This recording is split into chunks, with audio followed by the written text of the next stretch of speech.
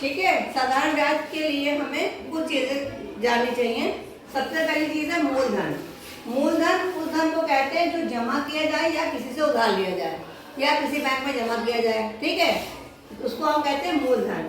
फिर दर, वह राशि का वो राशि जो प्रति सैकड़े मूलधन पर निर्धारित होती है। जैसे अगर हम बैंक में जमा करेंगे तो वो बताएंगे कि हर 100 रुपए में हम आपको इतना पैसा बढ़ा के देंगे, या हम बैंक से उधार लेंगे तो हमसे वो बैंक वाला बोलेगा कि इस दर से आप हमें पैसा वापस करेंगे। तो जो दर होती है वो 100 रुपए पर जो पैसा तय किया जाता है, निर्धारित किया जाता है कि 5 रुपए, 10 रुपए, 6 रुपए प्रति सैकड़ा, है ना। तो वो दर हमेशा क्या होती है, प्रतिशत में होती है, यानी कि हर 100 रुपए पर तय होती है कितना रुपया देना है एक्स्ट्रा। समय, जितने समय के लिए वो धन जमा किया जाता है या उधार लिया जाता है। समझ में आ गया? दर भी समझ में आ गया आपको कि हर 100 रुपए पे जो राशि हम पैसा बढ़ा के देंगे तो उसको हम दर कहेंगे, ठीक।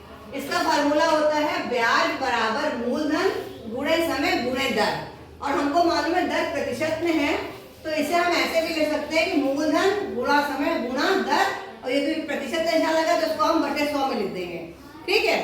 तो ये फार्मूला हमारा बना मूलधन गुणे समय गुणे दर बटे 100। और एक चीज और हमको ज्ञात करनी होती है मिश्र धन, यानी हमें बैंक को कुल कितना पैसा वापस करना है या हमें किसी से कुल पैसा कितना लेना है। तो मिश्र धन बराबर होता है मूलधन प्लस ब्याज। तो जो ब्याज की गणना हम यहाँ से करेंगे वो, और जो ये मूलधन है, इन दोनों को जब हम जोड़ देंगे तो हमें मिश्र धन मिल जाएगा। आइए एक सवाल देखते हैं।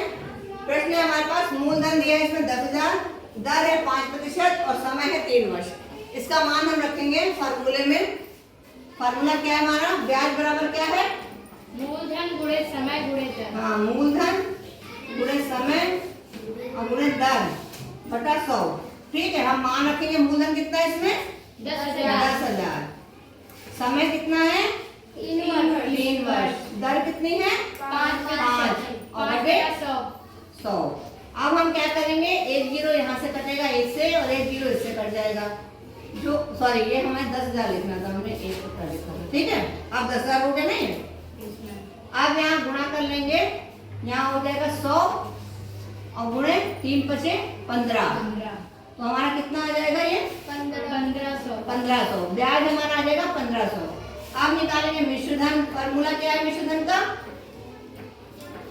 मूलधन प्लस ब्याज। हाँ, मूलधन प्लस ब्याज। तो मूलधन कितना है हमारा 10,000 और ब्याज कितना निकला है 1500।